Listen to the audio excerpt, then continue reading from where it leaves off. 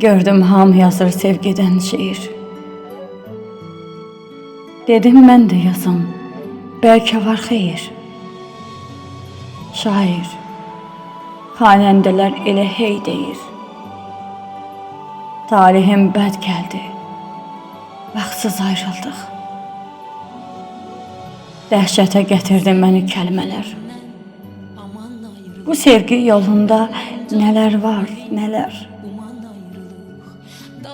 Naləyə bürünüb, çoxu qəm yeyər.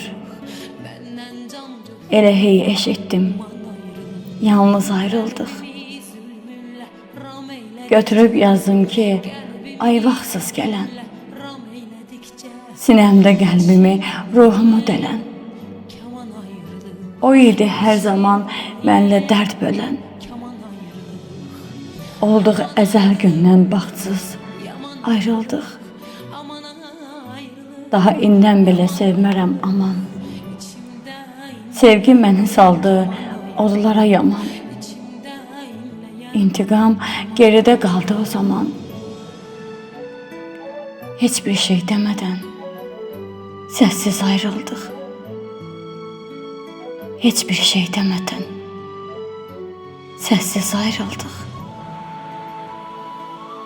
Səssiz ayrıldıq.